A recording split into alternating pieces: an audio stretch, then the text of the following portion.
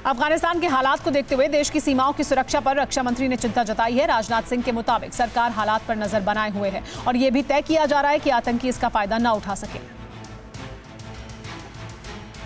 America में अफगानिस्तान मुद्दे पर सहयोगी देशों के विदेश मंत्रियों की वर्चुअल बैठक होने वाली है। भारतीय समय अनुसार बैठक रात 12 बजे होगी, जिसमें Canada, France, Germany, Italy, Japan, Britain, तुर्की, कतर और यूरोपीय यूनियन के साथ नाटो के सदस्य देश शामिल होंगे।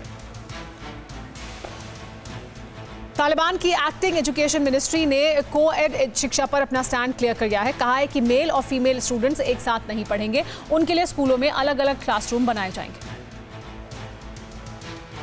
तालिबान अब अपनी इमेज मेकओवर में जुट गया है। अफीम की खेती करके अरबों रुपए कमाने वाले तालिबान ने अब ड्रग ट्रेड पर रोक लगा दी है, यानी अब से अफगानिस्तान में अफीम की खेती पर बैन लग गया है।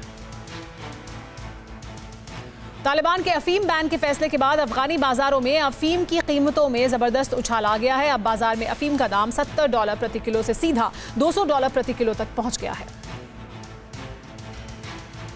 तालिबान के कब्जे से पहले अफगानिस्तान की जीडीपी $20 बिलियन की हुआ करती थी और इसमें 7% का योगदान अफीम की खेती का था। अवैध अफीम का मार्केट अफगानिस्तान में 50,000 करोड़ रुपए का है।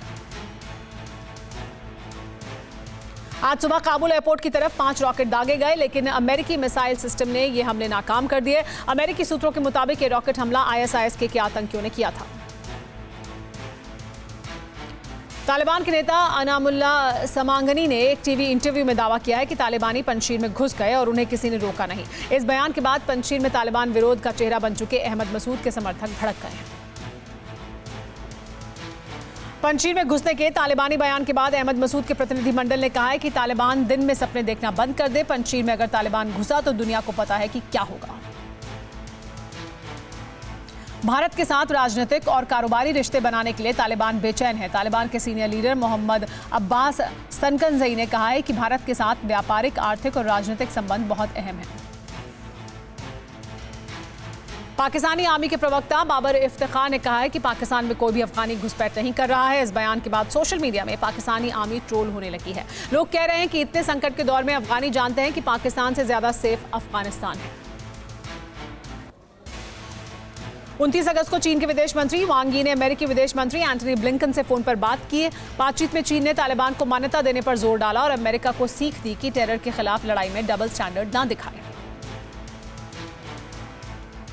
पाकिस्तानी सेना और खुफिया एजेंसी फिर एक बार एक्सपोज हो गए हैं। 14 जुलाई को खैबर पख्तूनख्वा में 8 चीनी इंजीनियरों की मौत की जांच का जिम्मा ISI ने तालिबान को दे दिया है।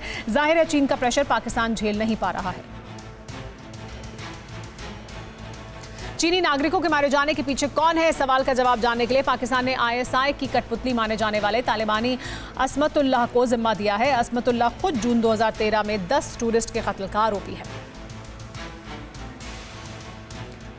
अमेरिकी राष्ट्रपति जो बाइडेन की नेशनल सिक्योरिटी टीम ने काबुल पर एक और बड़े हमले का अलर्ट जारी किया है। अमेरिका ने कहा है कि सितंबर के पहले हफ्ते तक काबुल आतंकियों का हाई टारगेट जोन रहेगा। अमेरिका और नाटो समेत 90 देशों को तालिबान ने भरोसा दिलाया कि वो विदेशी नागरिकों के रेस्क्यू के लिए सेफ पैसेज देगा। 90 देशों की इस लिस्ट में अफ्रीकी देशों का भी नाम शामिल है, लेकिन भारत इस लिस्ट में नहीं है। वर्ल्ड फूड प्रोग्राम ने यूनाइटेड नेशन से अपील की है कि अफगान संकट में जरूरतमंद लोगों को खाना पीने की मदद के लिए तत्काल $12 मिलियन की मदद दी जाए, वरना अफगानिस्तान में भुखमरी की नौबत आ जाएगी। तालिबान के नंबर 3 के सुप्रीम लीडर हिब्तुल्लाह अखुंज़ादा के बारे में एक बड़ी जानकारी सामने आई है। तालिबानी सूत्रों ने दावा किया है कि अखुंज़ादा की वायरल हो रही तस्वीर वास्तविक है। ये तस्वीर बहुत पहले कांधार की लाइब्रेरी में खींची गई थी।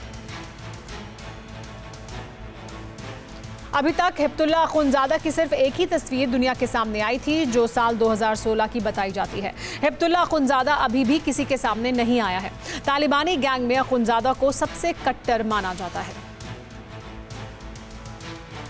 सोशल मीडिया में एक वीडियो वायरल हो रहा है जिसमें एक महिला टीचर तालिबानियों से अपील कर रही है कि उसे पढ़ाने दिया जाए ताकि वो अपने रोजगार और पेंशन दोनों के साथ जिंदगी गुजार पाए। ये महिला शिया हजारा आबादी वाले इलाके से है। हजारा समुदाय पर तालिबान बहुत जुल्म करता आया है।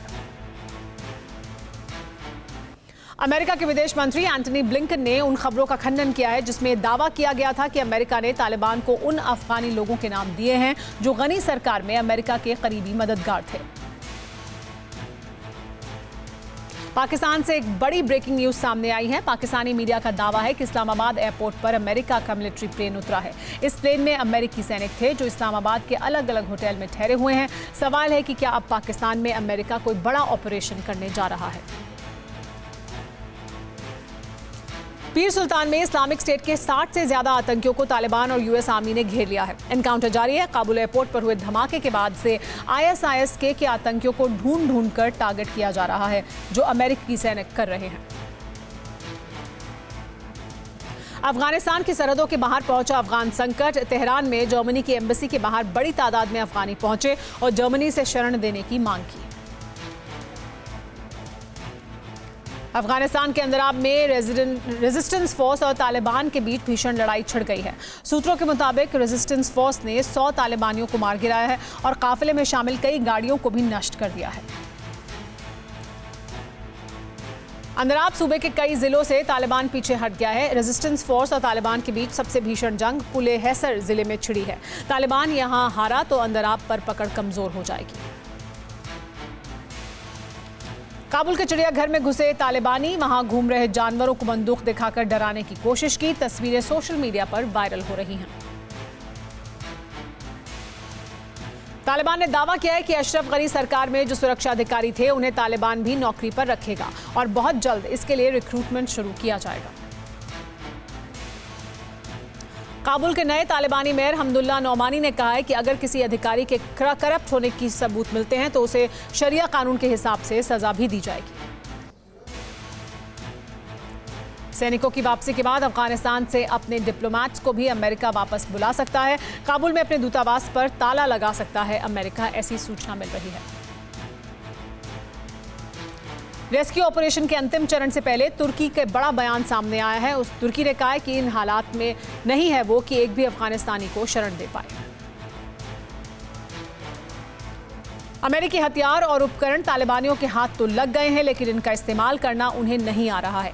जारी हुई एक तस्वीर ने इसकी पुष्टि भी की है। तालिबानी अपने कब्जे में लिए गए यूएस हेलीकॉप्टर को गाड़ियों से बांधकर खींच रहे हैं। फिक्र आपकी, सोमवार से शुक्रवार रात 9 बजे सिर्फ TV9 भारतवर्ष पर।